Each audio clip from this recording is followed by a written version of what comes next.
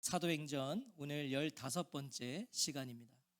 지난 주일은 우리가 부활절 메시지이기 때문에 32절과 35절을 먼저 봤어요. 우리가 조금 건너뛰어서 32절부터 35절 말씀을 봤는데요. 오늘은 다시 원래 순서로 우리가 돌아와서 강해를 이어가겠습니다. 이 베드로와 요한을 통해 일어나 걷게 된 사람은 성전 밖 구걸하던 인생이었어요. 그렇죠? 성전 앞까지는 왔는데 성전 안에는 들어가지 못하고 그냥 그 앞에서 늘 구걸해야 되는 인생. 그러나 그 인생이 어떻게 됐죠? 베드로와 요한을 통해서 성전 안 예배하는 자가 되었죠. 여러분, 이건 굉장히 감동적인 모습이에요. 성전 앞에만 왔던 자가 이제 성전 안으로 들어왔다. 하지만 이 감동적인 모습이지만 그의 그 전심의 예배, 여러분, 나면서부터 한 번도 일어선 적이 없고 걸어보지 못한 자가 일어나 걷게 되어 성전에 들어가 예배를 드렸으니 그 예배가 어떻겠냐고요. 정말 반 미친 사람처럼 예배를 드렸겠죠. 그래서 성전 안에는요, 소동이 일어나기 시작해요. 성전에 올 때마다 구걸하고 있던 자가 일어나 걷기도 하고 뛰기도 하며 하나님을 찬송하니까 사람들이 놀랄 수밖에 없었겠죠. 왜냐하면 성전에 올 때마다 그가 누군지 알거든요. 저 맨날 구걸하던 사람이었거든요. 근데 그가 지금 예배를 드려요. 뛰어다녀요. 놀랄 수밖에 없었어요. 이 놀라운 기적을 행한 자들이 베드로와 요한임을 알게 된 무리들이 몰려들기 시작했고요. 결국 그렇게 자연스럽게 솔로몬의 행각에서 베드로의 설교가 시작되었죠. 그 설교가 무엇이었어요? 우리를 주목하지 마라. 사람들은 베드로와 요한이 이 사람을 고쳤다고 생각해서 주목하고 있었어요. 그랬더니 베드로는 우리를 주목하지 마라. 누굴 주목하라 그래요? 너희가 십자가에 못 박아 죽였지만 하나님이 죽은 자 가운데서 살리신 예수 그리스도가 그를 일으켜 걷게 하셨다는 거예요. 그걸 선포했어요. 자, 그리고 이어지는 것이 오늘 본문입니다. 솔로몬의 행각에서 벌어진 이 두 사도의 복음 전도가요, 누구보다 못마땅했던 사람들이 찾아와요. 이 복음 전도가 못마땅해요. 자, 1절 같이 읽겠습니다. 시작. 사도들이 백성에게 말할 때에 제사장들과 성전 맡은 자와 사두개인들이 이르러. 자, 이 제사장들과 성전 맡은 자와 사두개인들, 이들이 누굴까요? 그들은 예수님을 죽이기 위해 계획하고 그것을 실행에 옮긴 장본인들이에요. 예수님 죽이는데 앞장서던 사람들이 다 이 부류에 속했단 말이죠. 그들이 찾아왔어요. 자, 먼저 이 제사장들은 어떤 사람들인가 하면 성전에서 일했고요, 백성들을 가르칠 수 있는 합법적인 권한을 가진 사람들이 제사장들이었어요. 그러니까 성전 안에서 어떤 일이든 이들의 허락을 받아야 돼요. 자, 이 또 성전 맡은 자라고 나오죠. 성전 맡은 자는 누구냐면 성전 경비대의 대장입니다. 성전 경비대의 대장. 그러니까 이 성전의 질서와 치안을 관리하는 사람이었겠죠. 그런데 이 사람이요, 보통 사람이 아니에요. 이 사람은 어떤 사람이냐면 대제사장 다음으로 높은 지위에 있던 사람이에요. 그리고 굉장한 힘을 가진 사람이죠. 성전 이 경비 대장, 성전 맡은 자. 자, 그리고 사두개인들이 찾아왔는데 이들은 제사장 가문입니다.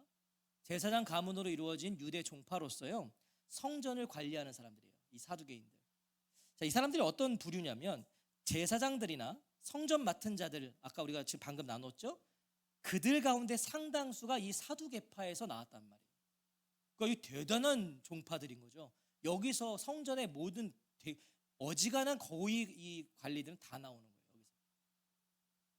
이 사두개인들이 오늘 좀 중요한데요, 이들의 특징이 있다면 종교적으로는 이 사람들은 모세오경만 인정했어요. 모세오경 구약에. 그래서 그 모세오경에는 부활이라는 것이 안 나오기 때문에 이 사람들은 육신의 부활을 부정했어요. 부활을 인정하지 않는 사람들. 그리고 정치적으로는 어떤 사람들이었냐면 이 사람들은 로마와 결탁했어요.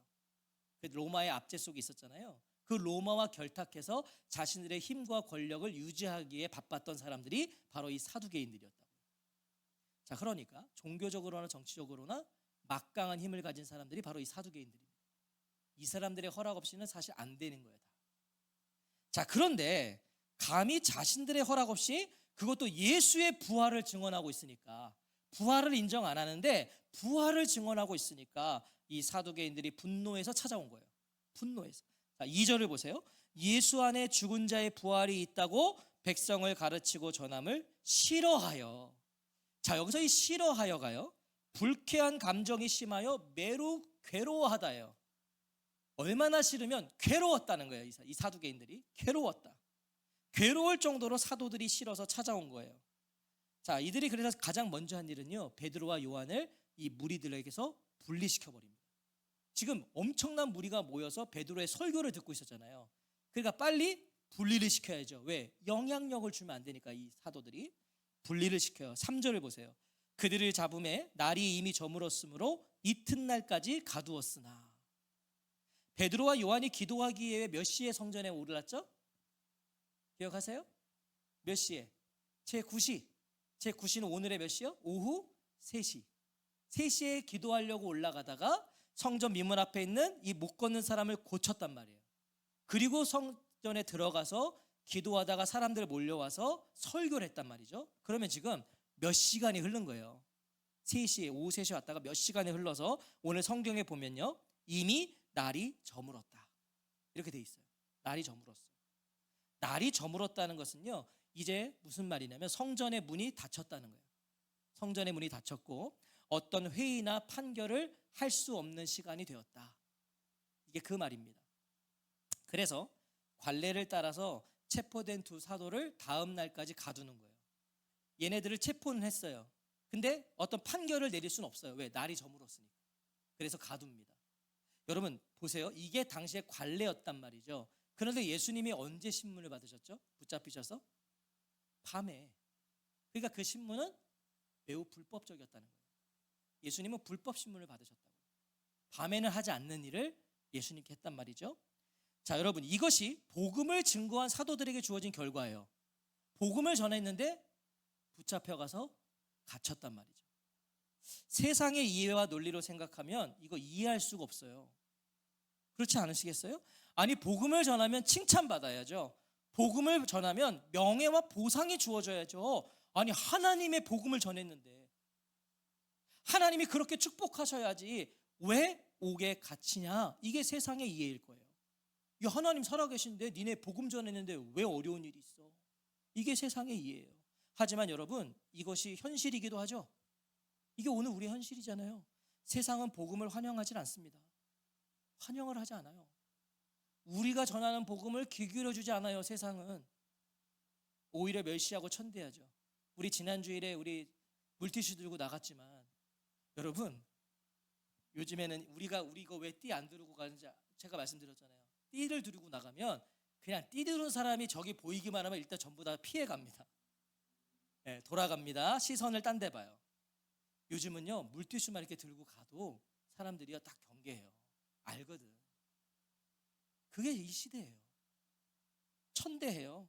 갈수록 이건 더 할 겁니다. 더 할 거예요. 하지만 오늘 본문의 이 두 사도가 그래서 실망을 했다거나 하나님을 원망했다는 언급이 없습니다. 여러분, 이들은 갇혔다니까요. 근데 원망했다는 증언이 없어요. 오히려 오늘 성경은 무엇을 증언하냐면 복음의 능력을 증언하고 있어요. 복음의 능력. 4절을 같이 읽을까요? 시작.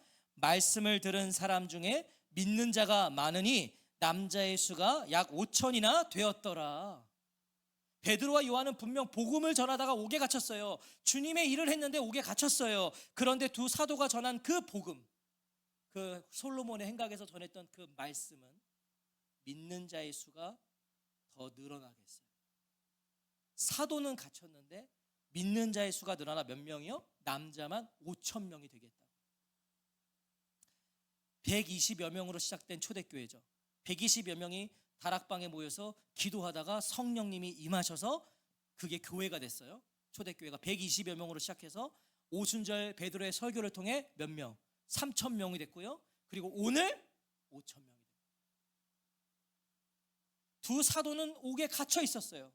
그런데 이들이 전한 복음은 계속 살아서 전파되고 있었다. 제사장들과 성전 맡은 자와 사두개인들은요, 자신들이 가졌던 그 힘과 권세를 가지고 두 사도는 옥에 가둘 수 있었지만 그들이 전한 복음은 가둘 수가 없었다. 여러분, 이것이 우리가 받고 전하고 있는 복음의 능력이에요.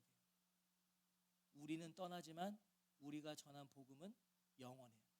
살아있다. 자녀들에게 뭐 남겨주실 거냐고요? 복음을 남겨주고 가시는 거예요. 우리가 유산을 남겨주는 건 다 없어질 것들이고 복음은 남아있다. 저는요, 저희 집안을 보면 저희 할머니 할아버지가 복음 남겨주고 가셨잖아요. 저는 지금도 그걸 확인하고 있어요. 우리 작은아버지들, 우리 고모 다 보면 다 그 복음이 남아있다. 날이 밝자마자요, 이스라엘 최고 법정인 산헤드린이 소집됩니다. 이제 날이 밝으면 이제 신문을 하고 심판을 할 수 있으니까. 5절과 6절을 보시면요, 관리들과 장로들과 서기관들이 예루살렘에 모였는데 대제사장 안나스를 비롯해 가야바와 요한과 알렉산더와 그 밖에 대제사장의 가문에 속한 자들이 모두 참석했다라고 증언을 해요. 자, 지금 뭐가 긴데 이거 한마디로 뭐냐면 산헤드린이 소집됐다는 거예요. 중요한 사람들, 어떤 판결을 내릴 수 있는 권한이 있는 사람들은 지금 다 모였다. 예수님을 신문하기 위해서 소집했었던 바로 그들이 이제 사도들을 신문하기 위해 모였다는 거예요. 예수님을 신문했던 자들이 사도들을 신문하기 위해 모였다. 자, 여기서 이 관리들이 누군가? 이들은 통치하는 제사장들이에요. 그러니까 정치적인 사람들이에요. 이 사람들. 그 다음에 장로들이 나오죠. 이 사람들은 평신도 지도자들 의미하는 거고요. 서기관들은 잘 아시는 것처럼 율법 교사들을 의미하는 거예요. 안나스, 가야바, 요한, 알렉산더 대제사장의 문중은 모두 오랫동안 제사장직을 이어오고 있는 가문. 그러니까 이거 지금 다 가문에서 해먹고 있는 거예요. 대제사장을요. 안나스는 장인이고 가야바는 사위고 막 이러잖아요. 집안이 다 해먹고 있는 거예요. 그런 집안들이 지금 다 모여서 지금 이 신문을 시작했다는 건 뭐예요? 지금 이 다루려는 사안이 매우 중대했다는 걸 말해주는 거예요. 이 두 사도를 대하는 사안이 중대했다. 베드로와 요한을 끌어다 세운 공회원들이 이제 추궁을 시작하는데요. 7절을 같이 읽겠습니다. 시작. 사도들을 가운데 세우고 묻되 너희가 무슨 권세와 누구의 이름으로 이 일을 행하였느냐? 여러분, 이 일이 뭘까요? 너희들 누구의 권세와 누구의 이름으로 이 일을 행하냐? 그럼 이 일이 뭐예요 지금? 성전 미문 앞에 있던 그 사람 일으킨 거. 또 하나는요, 솔로몬의 행각에서 설교한 거. 너희들 이거 누구 이름으로 누구의 권세로 했냐고 물어봐요. 자, 치유와 설교 행위 자체를 문제 삼고 있는 거 아니에요. 치유 행위에 대해서 문제 삼는 거 아니에요. 설교 행위에 대해서 문제 삼는 거 아니에요. 지금 뭘 문제 삼고 있어요? 무슨 권세로 누구의 이름으로 이것을 행했냐, 이걸 문제 삼는 거예요. 자, 이거 그럼 역으로 생각해 보세요. 너네 누구 이름으로 누구 권세로 이거 했어? 이 말은 그건 뭐예요? 우리는 허락한 적 없다는 얘기죠. 우린 너희를 허락한 적 없다. 치유 행위도 설교 행위도 우리는 허락하지 않았다. 이런 의미일 거고요. 두 번째는 우리는 너희를 그러므로 동의할 수 없다. 이 얘기를 하는 거예요. 놀라운 건 지금 이 신문이요, 이 상황이 제자들에게 조금도 낯설지 않았다는 겁니다. 제자들이 이게 낯설지 않아요. 왜 낯설지 않습니까? 산헤드린은요, 예수님께도 똑같은 질문을 했었어요. 예수님께도. 누가복음 20장 1절과 2절을 보면 하루는 예수께서 성전에서 백성을 가르치시며 복음을 전하실새 대제사장들과 서기관들이 장로들과 함께 가까이 와서 말하여 이르되 당신이 무슨 권위로 이런 일을 하는지 이 권위를 준 이가 누구인지 우리에게 말하라. 예수님께도 이 질문을 했단 말이에요, 이 사람들이. 근데 지금 사도들에게 똑같은 질문을 하고 있어요. 무엇을 말해주는 거죠? 예수님이 받으셨던 질문을 사도들이 받고 있다는 건 뭘 말해주는 거예요? 베드로와 요한이 예수님의 사역을 제대로 계승하고 있었다라는 거죠. 제대로 계승하고 있었다. 논쟁, 가침, 신문 모두가 예수님이 하신 일을 사도들이 행했기 때문에 받는 거잖아요. 예수님이 행하신 일을 내가 했으니까 똑같은 걸 받는 거라고요. 복음을 위해 살다가 예수님을 따르다가 예수님을 닮아서 받는 고난은 영광이에요. 아멘이세요? 복음을 위해 살다가 받는 고난, 주님을 따르다가 받는 고난, 주님을 닮아서 받는 고난은 영광이라고요. 그거 말고 그냥 내가 잘못해서 받는 고난은 영광이 아니고, 예수 믿고 잘 돼야 상 받아야 영광이라 생각하지 마세요. 잘 돼야 영광이에요? 상 받아야 영광이에요? 그렇지 않다고요. 우리의 실패와 병들미, 넘어짐이 주의 영광을 가린다 생각하지 마세요. 고난과 고통 속에서도 내가 주님을 바라보고 주님을 의지하고 주님을 생각한다면, 주님으로 인하여 그 고통과 어려움 속에서도 기뻐할 수 있다면 그게 진정한 영광이에요. 넘어진 자리에서도 주님을 생각해야 영광이죠. 예수와 복음으로 영광을 말하고 논하는 우리가 되기를 축복합니다. 예수와 복음으로 영광을 논하셔야죠. 무슨 권세와 누구의 이름으로 기적을 행하고 말씀을 전하느냐는 이 산헤드린의 추궁에 베드로가 입을 열어 답해요. 이제 베드로가 답하는 거예요. 8절부터 10절을 읽어보겠습니다. 8절부터 10절 시작. 이에 베드로가 성령이 충만하여 이르되 백성의 관리들과 장로들아, 만일 병자에게 행한 착한 일에 대하여 이 사람이 어떻게 구원을 받았느냐고 오늘 우리에게 질문한다면 너희와 모든 이스라엘 백성들은 알라. 너희가 십자가에 못 박고 하나님이 죽은 자 가운데서 살리신 나사렛 예수 그리스도의 이름으로 이 사람이 건강하게 되어 너희 앞에 섰느니라. 자신들의 권세와 자신들의 이름에만, 자신들의 부와 자신들의 권력에만 몰두해서 진정 봐야 될 것을 보지 못하고 물어야 될 것을 묻지 못하고 있는 바로 그들에게 베드로는 뭐가 중요한지, 뭘 봐야 되는지, 무엇을 물어야 되는지를 가르쳐주고 있는 거예요. 여러분, 이 종교 지도자들은요, 자신들의 그 힘, 권위, 권력, 이것만 보고 있으니까 다른 걸 못 보고 있다고요? 베드로 지금 그걸 가르쳐주고 싶은 거예요. 베드로가 가르쳐주고 싶은 게 지금 뭐예요? 지금 읽어보셨죠? 가르쳐주고 싶은 게 뭐예요? 바로 구원이에요. 구원. 이 사람이 어떻게 구원을 받았느냐고 오늘 우리에게 질문한다면 이라고 그러잖아요. 나면서 못 걷게 된 일을 일어나 걷게 하신 것을, 그가 건강하게 된 것을 지금 뭐라고 하세요? 구원이라고 그러세요. 그게 구원이래요. 무슨 의미예요? 그의 치유는 단순히 병이 나았음이 아니라 그가 구원받았다는 걸 의미한다는 거예요. 그게 구원을 의미한다. 못 걷는 자가 일어나 걷게 된 것, 이게 구원이다. 무엇을 말하는 거예요? 베드로는 산헤드린에게 권세와 이름과 부와 권력이 아닌 너희의 구원에 관심을 두라라는 거예요. 엉뚱한 거에 관심 가져서 우리를 지금 신문하러 왔지만, 아니, 너희들 구원에 관심을 두라. 죄에서의 구원이요, 무너진 삶에서의 구원이요, 이탈한 경로에서의 구원 말이죠.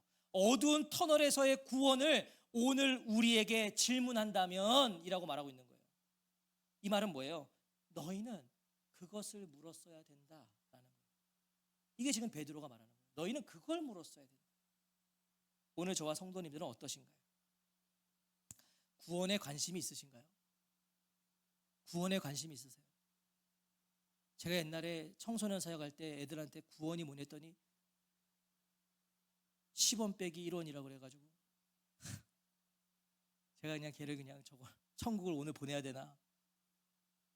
여러분, 구원이 정말 구원에 관심이 있으세요? 구원은요, 죽음 이후의 문제가 아니에요. 근데 우리는 자꾸 죽음 이후의 문제로 생각해요. 구원은 오늘의 문제예요. 지금의 문제란 말이죠. 구원은 먹고 사는 문제만큼 오늘 이곳에서부터 물어야 되고 확인해야 되고 이루어야 되고 누려야 될 실제적인 문제가 구원입니다. 먹고 사는 문제 중요하잖아요. 그만큼 실제적이라고요, 구원은. 오늘날 많은 교회와 성도들이 무엇에 관심을 두고 무엇에 목숨을 걸고 사는지를 한번 보시자고요. 여러분, 여기서 성도들은 목회자 다 포함이에요. 가장 중요한 문제거든요. 구원이 목숨을 걸어야 될 문제거든요. 근데 오늘날 교회와 성도들이 어디에 관심을 두고 목숨을 걸고 사는지를 보시라고요. 대부분 구원과 관계없는 것들이에요. 구원에 관계없는 것들에 목숨을 걸어요. 지금 구원에는 관심이 없어요. 너무 당연하게 여기는 거예요. 구원은 그냥 관심을 두지 않고요. 제가 이렇게 목회해보니까 교회들 째려보는 것에 목숨들을 그렇게 거시더라고. 째려봤다 이거예요. 저게 지금 왜 거기에 목숨을 걸죠? 말에 목숨들을 거시더라고. 그랬대. 말에 목숨을 걸어요. 자기 체면과 자존심의 목숨들을 그렇게 거시더라고요. 나 대우 안 해줬다 이거야. 형식과 격식의 목숨들을 왜 이렇게 걸어요, 한국교회? 왜 그런 거에 목숨을 걸죠? 관리들과 장로들과 서기관들과 조금도 다르지 않은 신앙이죠. 그게 엉뚱한 거에 목숨 걸고 있는 거예요. 베드로는 예수님을 죽이는 데 앞장선 자들에게, 예수와 복음을 인정하고 있지 않는 바로 그들에게 복음을 증거합니다. 그들에게 너희와 모든 이스라엘 백성들은 알라. 너희가 십자가에 못 박고 하나님이 죽은 자 가운데서 살리신 나사렛 예수 그리스도의 이름으로 이 사람이 건강하게 되어 너희 앞에 섰느니라.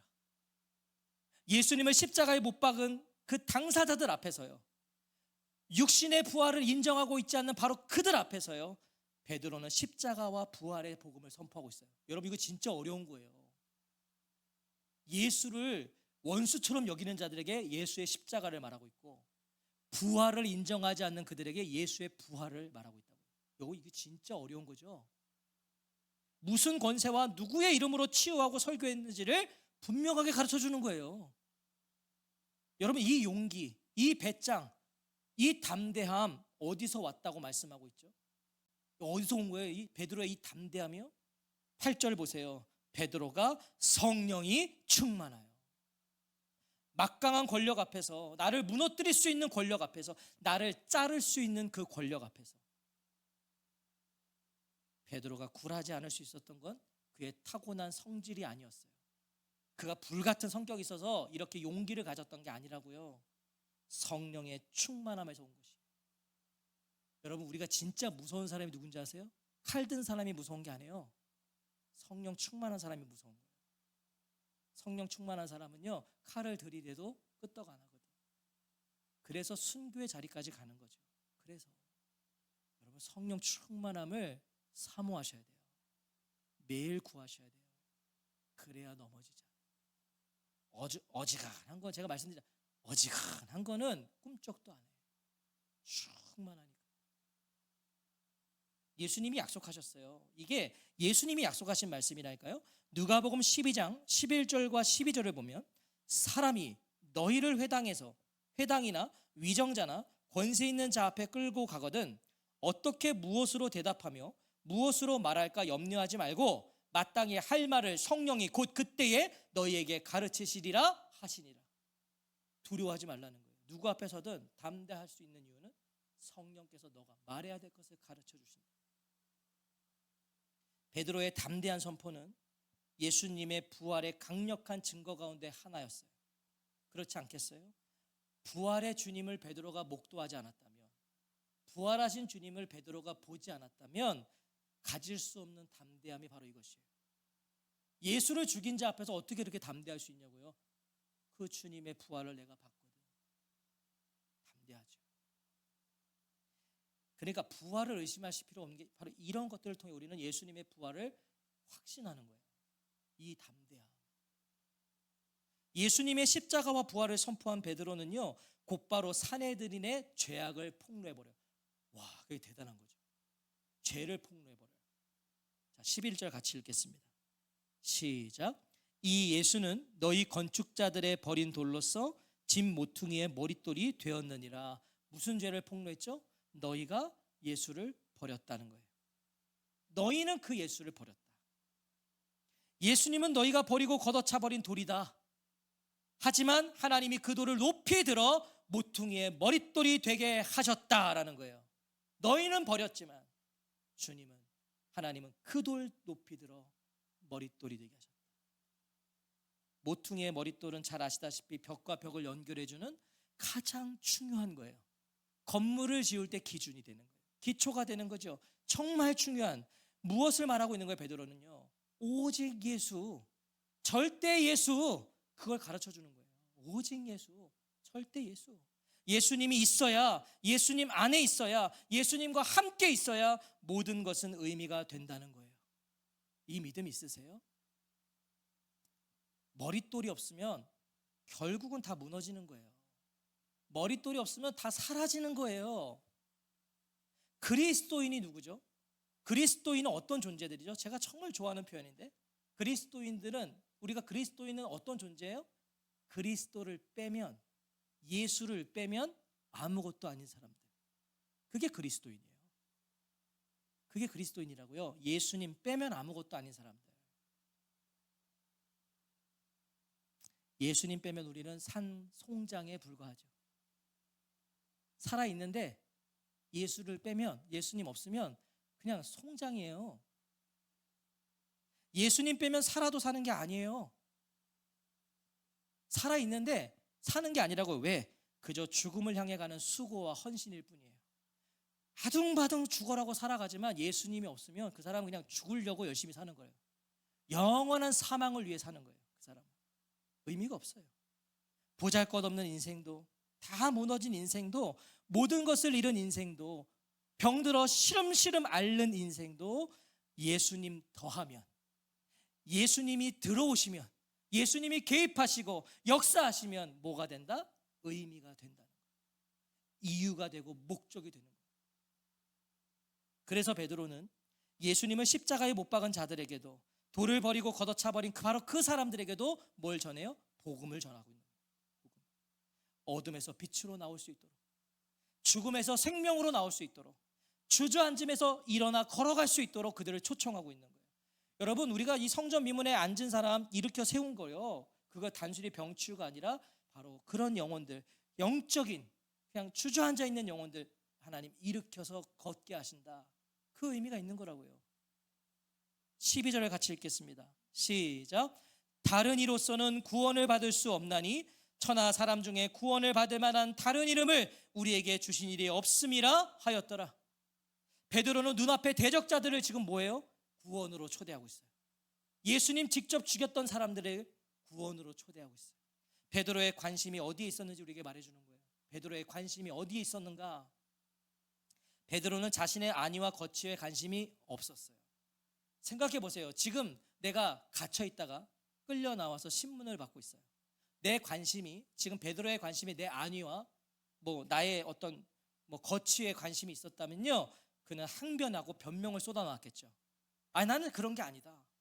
당신들이 이게 불쾌하다면 나 이제 내가 안 하겠다. 내가 성전 안에서는 안 하겠다. 이런 변명을 했어야죠. 내 안위가 그의 관심이었다면, 내 거취가 내 관심이었다면. 하지만 그의 관심은요, 자신을 노려보고 자신을 대적하는 자들의 구원에 있었어요. 이들도 구원받아야 될 하나님의 영혼이다. 여기에 있었다.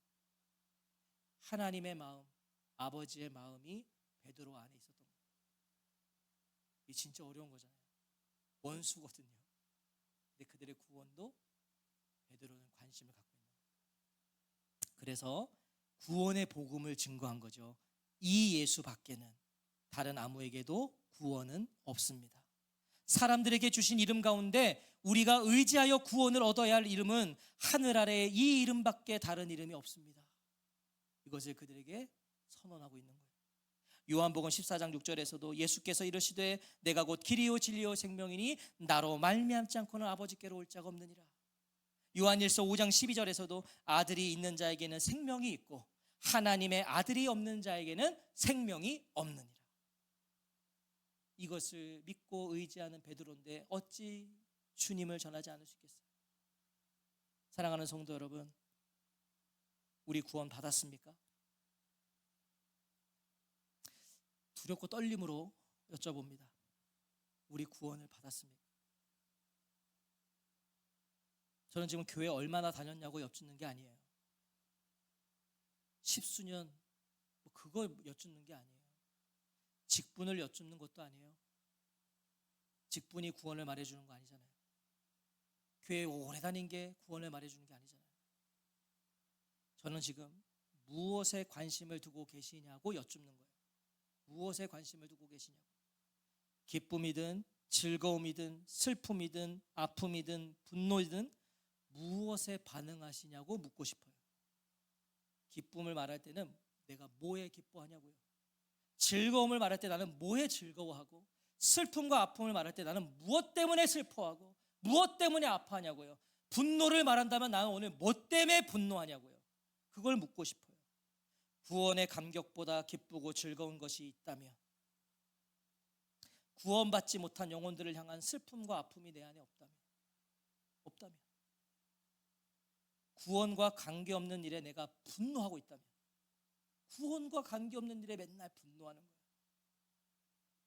만약 그러고 있다면 냉정하게 우리 구원을 의심해 보아야 할 것입니다. 내가 구원보다 다른 걸 기뻐하고 있다. 내가 구원받아야 될 영혼들 때문에 아파하고 있지 않다면, 내가 구원과 관계없는 걸로 화내고 있다면, 우리의 구원을 우리가 정말 두려운 마음으로 의심해 봐야 될 거예요. 내 안에 예수님 계신가요? 예수님 계세요? 예수님 안에 나 있어요? 오늘 무엇으로 나를 확인하시죠? 무엇으로 나를 증명하시죠? 무엇으로 나를 발견하고 계시죠? 이 종교 지도자들은요, 자신들이 가졌던 그 힘, 권력, 권세, 그 부, 명예로 자기들을 발견하려고 했어요. 자기들을 증명하려고 했어요. 그래서 그것을 흔들고 있는 이 두 사도가 못마땅한 거죠. 저것들이 내 밥그릇을 다 흔들고 있다는 거예요. 오늘 우리는 뭐로 나를 확인하고 있냐고요? 뭐로 나를 증명하냐고요? 오직 예수 안에서 나를 확인해야 돼요. 예수로 나를 증명해야 돼요. 예수로 나를 발견할 때 우리의 구원은 실제가 되는 거예요. 나 예수로 나의 나됨을 말할 수 있어요. 세상에서 나한테 이렇게 붙여주는 거 말고요. 나 예수님 때문에 나 존귀한 사람이야. 나 구원받은 사람이야. 나 괜찮아. 라고 말할 수 있어야죠. 다른 이로서는 구원을 받을 수 없나니 천하 사람 중에 구원받을 만한 다른 이름을 우리에게 주신 일이 없습니다. 예수님으로 구원을 확신하고 예수님이 삶의 이유와 목적이 되며 예수님으로 내일을 마주하는, 여러분 우리의 내일은 불투명해요. 내일 무슨 일일지 모르겠어요. 그래서 때로는 두려워요. 막막해요. 답답해요. 그래서 예수님으로 내일을 마주하는 거예요. 그렇게 영원한 생명을 향하여 나아가는 저와 성도님들이 되시기를 예수 그리스도 그 구원의 이름으로 축원합니다.